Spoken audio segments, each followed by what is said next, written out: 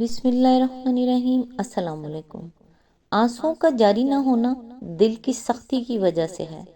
دل کی سختی گناہوں کی کثرت کی وجہ سے ہے۔ گناہوں کی کثرت موت کو بھولنے کی وجہ سے ہے، اور موت سے غفلت لمبی امیدوں کی وجہ سے ہے، اور لمبی امیدیں دنیا سے محبت کی وجہ سے ہے، اور دنیا کی محبت ہر گناہ کی جڑ ہے۔ پریشانی حالات سے نہیں، خیالات سے پیدا ہوتی ہے۔ بہترین آنکھ وہ ہے جو حقیقت کا سامنا کرے۔ دنیا میں سب سے مشکل کام اپنی اصلاح کرنا، اور آسان کام دوسروں پر تنقید کرنا۔ نفرت دل کا پاگل پن ہے۔ جب انسان زندگی سے مایوس ہو تو کامیابی بھی ناکامی نظر آتی ہے۔ فرمان حضرت علی۔ اللہ تعالیٰ سے دعا ہے کہ وہ ہم سب کو نیکی کی ہدایت دے اور اپنے نیک بندوں میں شامل کرے۔ اللہ تعالیٰ آپ کو اور آپ کے تمام اہل و عیال کو اپنے حفظ و امان میں رکھے، آمین۔ آج انشاءاللہ سورہ صابہ کی آیت نمبر 16 سے سٹارٹ کریں گے۔ اس کا ترجمہ اور تفسیر تفہیم القرآن سے بیان کروں گی جو اہل سنت جماعت کے لیے ہے۔ اعوذ باللہ من الشیطان الرجیم، بسم اللہ الرحمن الرحیم۔ مگر وہ منہ موڑ گئے، آخرکار ہم نے ان پر بند توڑ سیلاب بھیج دیا، اور ان کے پچھلے 2 باغوں کی جگہ 2 اور باغ انہیں دیے، جن میں کڑوے کسیلے پھل اور جھاؤں کے درخت تھے، اور کچھ تھوڑی سی بیریاں۔ اس کی تفسیر ہے یعنی بندگی اور شکر گزاری کی بجائے انہوں نے نافرمانی اور نمک حرامی کی روش اختیار کر لی۔ آیت میں لفظ ہے بند توڑ سیلاب بھیج دیا۔ اصل میں لفظ سیل الارم استعمال کیا گیا ہے۔ ارم جنوبی عرب کی زبان کے لفظ ارمن سے ماخوذ ہے، جس کے معنی بند کے ہیں۔ یمن کے کھنڈروں میں جو قدیم کتبات موجود زمانہ میں دستیاب ہوئے ہیں، ان میں یہ لفظ اس معنی میں بکثرت استعمال ہوا ہے۔ مثلاً 542 یا 543 کا ایک کتبہ جو یمن کے حبشی گورنر ابرہہ نے سد مارب کے مرمت کرانے کے بعد نصب کرایا تھا، اس میں وہ اس لفظ کو بار بار بند کے معنی میں استعمال کرتا ہے، لہذا سیل الارم سے مراد وہ سیلاب ہے جو کسی بند کے ٹوٹنے سے آئے۔ آیت میں لفظ ہے تھوڑی سی بیریاں، یعنی سیل الارم کے آنے کا نتیجہ یہ ہوا کہ سارا علاقہ برباد ہو گیا۔ سبا کے لوگوں نے پہاڑوں کے درمیان بند باندھ کر جو نہریں جاری کی تھیں وہ سب ختم ہو گئی، اور آبپاشی کا پورا نظام درہم برہم ہو گیا۔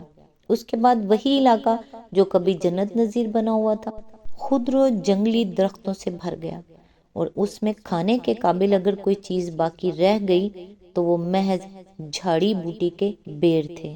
آیت نمبر 17، یہ تھا ان کے کفر کا بدلہ جو ہم نے ان کو دیا، اور ناشکر انسان کے سوا ایسا بدلہ ہم اور کسی کو نہیں دیتے۔ آیت نمبر 18، اور ہم نے ان کے اور ان بستیوں کے درمیان جن کو ہم نے برکت عطا کی تھی نمایاں بستیاں بسا دی تھیں، اور ان میں سفر کی مسافتیں ایک اندازے پر رکھ دی تھیں۔ چلو پھرو ان راستوں میں رات دن پورے امن کے ساتھ۔ اس کی تفسیر ہے برکت والی بستیوں سے مراد شام و فلسطین کا علاقہ ہے، جسے قرآن مجید میں عموماً اسی لقب سے یاد کیا گیا ہے۔ مثال کے طور پر ملاحظہ سورہ الاعراف آیت نمبر 137، سورہ بنی اسرائیل آیت نمبر 1، سورہ الانبیاء آیت نمبر 71 to 81۔ نمایاں بستیوں سے مراد ہیں ایسی بستیاں جو شارع عام پر واقع ہوں، گوشوں میں چھپی ہوئی نہ ہوں، اور یہ مطلب بھی ہو سکتا ہے کہ وہ بستیاں بہت زیادہ فاصلے پر نہ تھیں بلکہ متصل تھیں۔ ایک بستی کے آثار ختم ہونے کے بعد دوسری بستی کے آثار نظر آنے لگتے تھے۔ سفر کی مسافتوں کو ایک اندازے پر رکھنے سے مراد یہ ہے کہ یمن سے شام تک کا پورا سفر مسلسل آباد علاقے میں طے ہوتا تھا، جس کی ہر منزل سے دوسری منزل تک کی مسافت معلوم و متعین تھی۔ آباد علاقوں کے سفر اور غیر آباد صحرائی علاقوں کے سفر میں یہی فرق ہوتا ہے۔ صحرا میں مسافر جب تک چاہتا ہے چلتا ہے، اور جب تھک جاتا ہے تو کسی جگہ پڑاؤ کر لیتا ہے، بخلاف اس کے آباد علاقوں میں راستے کی ایک بستی سے دوسری بستی تک کی مسافت جانی بوجھی اور متعین ہوتی ہے۔ مسافر پہلے سے پروگرام بنا سکتا ہے کہ راستے کے کن کن مقامات پر وہ ٹھہرتا ہوا جائے گا، کہاں دوپہر گزارے گا اور کہاں رات بسر کرے گا۔ آیت نمبر 19، مگر انہوں نے کہا اے ہمارے رب، ہمارے سفر کی مسافتیں لمبی کر دے۔ انہوں نے اپنے اوپر آپ ظلم کیا، آخرکار ہم نے انہیں افسانہ بنا کر رکھ دیا اور انہیں بالکل تتر بتر کر ڈالا۔ یقیناً اس میں نشانیاں ہیں ہر اس شخص کے لیے جو بڑا صابر و شاکر ہو۔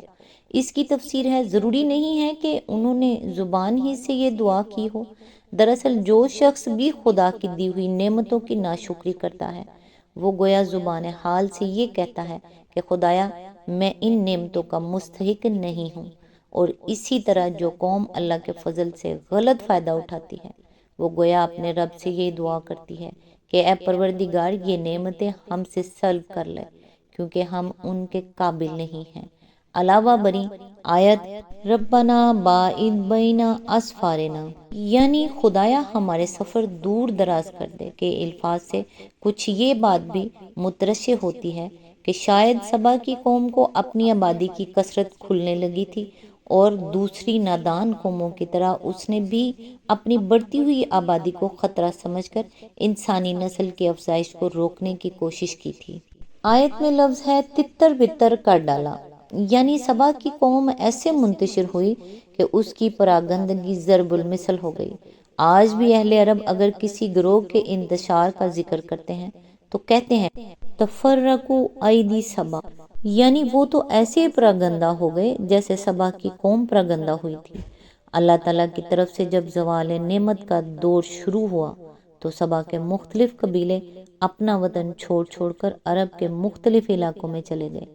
غسانیوں نے اردن اور شام کا رخ کیا، اوس و خزرج کے قبیلے یثرب میں جا بسے، خزاعہ نے جدے کے قریب تہامہ کے علاقہ میں سکونت اختیار کی، ازد کا قبیلہ عمان میں جا کر آباد ہوا، لخم اور جذام بھی نکلنے پر مجبور ہوئے، حتیٰ کہ سبا نام کی کوئی قوم ہی دنیا میں باقی نہ رہی، صرف اس کا ذکر افسانوں میں رہ گیا۔ آیت میں لفظ ہے جو بڑا صابر و شاکر ہو۔ اس سیاق و سباق میں صابر و شاکر سے مراد ایسا شخص یا گروہ ہے جو اللہ کی طرف سے نعمتیں پا کر آپے سے باہر نہ ہو جائے، نہ خوشحالی پر پھولے اور نہ اس خدا کو بھول جائے جس نے یہ سب کچھ اسے عطا کیا ہے۔ ایسا انسان ان لوگوں کے حالات سے بہت کچھ سبق لے سکتا ہے جنہوں نے عروج و ترقی کے مواقع پا کر نافرمانی کی روش اختیار کی اور اپنے انجام بد سے دوچار ہو کر رہے۔ آیت نمبر 20، ان کے معاملے میں ابلیس نے اپنا گمان صحیح پایا اور انہوں نے اس کی پیروی کی، بجز ایک تھوڑے سے گروہ کے جو مومن تھے۔ اس کی تفسیر ہے، تاریخ سے یہ بات معلوم ہوتی ہے کہ قدیم زمانے سے قوم سبا میں ایک عنصر موجود تھا جو دوسرے معبودوں کو ماننے کے بجائے خدائے واحد کو مانتا تھا۔ موجودہ زمانے کے عصری تحقیقات کے سلسلے میں یمن کے کنڈروں سے جو کتبات ملے ہیں، ان میں سے بعض اس قلیل عنصر کے نشاندہی کرتے ہیں۔ 650 قبل مسیح کے لگ بھگ زمانے کے بعض کتبات بتاتے ہیں کہ مملکت سبا کے متعدد مقامات پر ایسی عبادت گاہیں بنی ہوئی تھیں جو ذو سمیوی یا ذو سماوی یعنی رب السما کی عبادت کے لیے مخصوص تھیں۔ بعض مقامات پر اس معبود کا نام ملکن ذو سمیوی یعنی وہ بادشاہ جو آسمانوں کا مالک ہے لکھا گیا ہے۔ یہ عنصر مسلسل صدیوں تک یمن میں موجود رہا۔ چنانچہ 378 عیسوی کے ایک خطبے میں بھی اللہ ذو سموی کے نام سے ایک عبادت گاہ کی تعمیر کا ذکر ملتا ہے۔ پھر 465 عیسوی کے ایک خطبے میں یہ الفاظ پائے جاتے ہیں، یعنی اس خدا کی مدد اور تائید سے جو آسمانوں اور زمین کا مالک ہے۔ اسی زمانے کے ایک اور خطبے میں جس کی تاریخ 458 قبل مسیح ہے، اسی خدا کے لیے رحمان کا لفظ بھی استعمال کیا گیا ہے۔ اصل الفاظ ہیں برد رحمان یعنی رحمان کی مدد سے۔ اس آیت کی تفسیر مکمل ہوئی، لہذا نیکسٹ انشاءاللہ آیت نمبر 21 سے سٹارٹ کریں گے۔ تب تک کے لیے دعاؤں میں یاد رکھیے گا۔ اللہ حافظ۔